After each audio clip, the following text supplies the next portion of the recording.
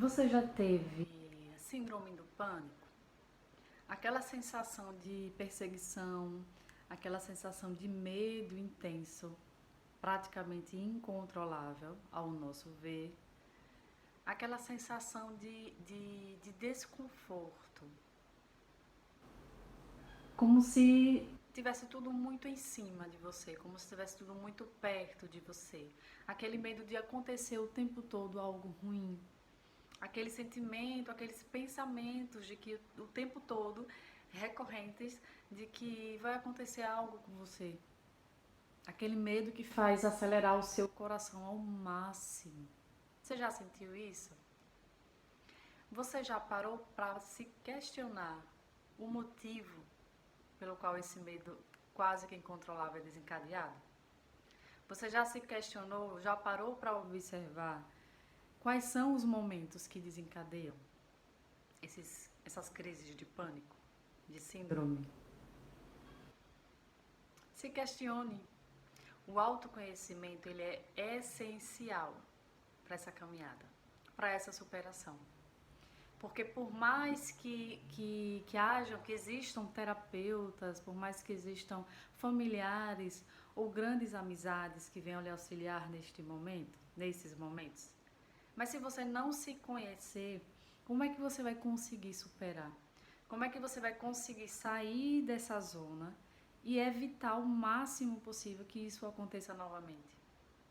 E para se evitar não é deixar passar, não é esconder, não é colocar lá no fundo do baú e não querer olhar mais. Mas é olhar com questionamentos. Por quê? Pra quê? Pra que eu trago isso? Por que eu trago? Por que isso desencadeia? Qual foi o medo lá há muito tempo atrás ou não? Mas qual foi o medo que lhe desencadeou pela primeira vez e você não percebeu? Qual foi a situação que desencadeou em você um medo mais forte, um coração acelerado de uma maneira mais forte, mas você não percebeu?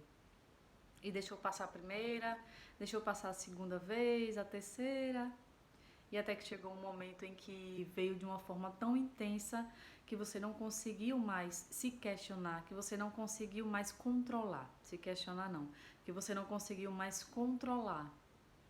Saiu do seu controle. E se saiu do seu controle é porque está ali acumulado e porque ele precisa ser enxergado. Deus não colocou a gente aqui para a gente sair do controle e viver fora do controle. Deus nos colocou aqui para que a gente pudesse compreender tudo aquilo que nos tira do nosso autocontrole e que se perde. E que a gente se perde naquele meio. A gente se perde naquele meio conturbado. E o meio conturbado que eu estou falando é o nosso próprio meio. O nosso meio de medos. Na síndrome do pânico, a gente está com medo. A gente está em um mar de medos ao nosso redor. Por que nós estamos nesse mar? O que é que significa esse mar? O que me trouxe para esse mar?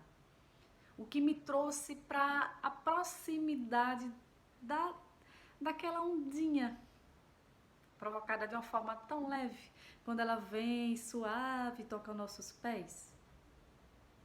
Lá no mais raso, antes da gente entrar no meio do mar, no meio da praia. E a gente não percebeu. Aquela ondinha leve veio, tocou mais forte, veio um pouquinho mais, a maré começou a encher um pouquinho, chegou no nosso tornozelo, a gente deixou passar, porque não deu importância, porque achou que não era importante, que era só um medo. E é normal,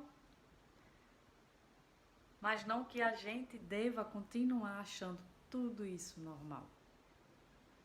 Até que o mar invade. E quando o mar invade, é quando vem a crise de síndrome do pânico forte.